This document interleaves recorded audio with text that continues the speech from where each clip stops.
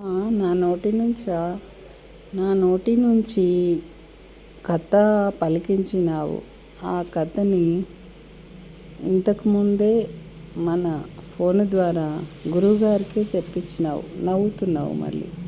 అయితే నేను మళ్ళీ ఆ కథ చెప్పి ప్రేక్షకులందరికీ కూడా అందిద్దాం అనుకుంటున్నా. మీ శ్రీవాణి, మీ మణిద్వీప వర్ణలలో నీ దగ్గర ఉన్నటువంటి శ్రీవాణినో, కారణజన్మురాలనో, అరుంధతినో అంతా నువ్వే తల్లి. అయితే ప్రజలను జాగృతిపరచడానికి కథ చెప్తున్నాను.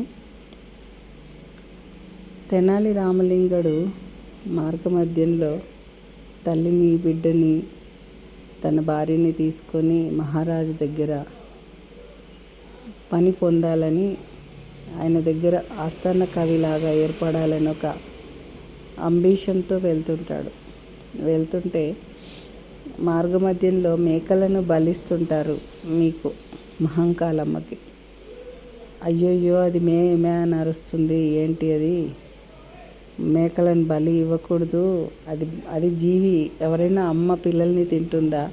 ప్రపంచమంతటా విశ్వమాతగా నువ్వు అందరినీ సృష్టించి మళ్ళీ వాటిని బలి కోరుతావా అమ్మ? అలా బలి కోరొచ్చిన నీ బిడ్డలం మేమంతా అని బాధపడుతూ, ఆయన సెన్సిటివ్ మనసు అన్నమాట, బాధపడుతూ ఆ మేకను పట్టుకొని కాపాడుతాడు. అమ్మనే చూస్తుంటాడు రాత్రంతా కూర్చొని. ఆ ప్రజలందరూ పోయిన తర్వాత అమ్మ ఏమంటుందంటే, ప్రత్యక్షమవుతుంది. ఏంటి రామలింగ, నీకు ఎంత సెన్సిటివ్ మనసు ఉంది, అందుకనే నేను ఎవరైతే అమాయకత్వం ఉంటారో, ఎవరైతే అమ్మ అమ్మ అని అంటారో, సందిగ్ధంలో ప్రశ్నలతో ఆమె వెంట పడతారో, ఆమె ఖచ్చితంగా ఆయన నాలుక మీద రాయడమో, ఆయనకు ప్రత్యక్షం అవడమో జరుగుతుందన్నమాట.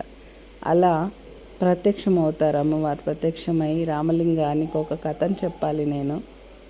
ఆ కథని నువ్వు జాగృతి పరచడానికి నువ్వు కూడా అందరికీ చెప్పు, తెలియచేయి అంటూ ఒక కథను చెప్తుంది. అదేం కథ? ఆ కథ వలన రామలింగానికి చెప్పింది ఏంటి, రామలింగ కవి గారికి ఆమె ఏం చెప్పింది అనేది మనము ఈ నెక్స్ట్ ఎపిసోడ్లో తెలుసుకుందాం.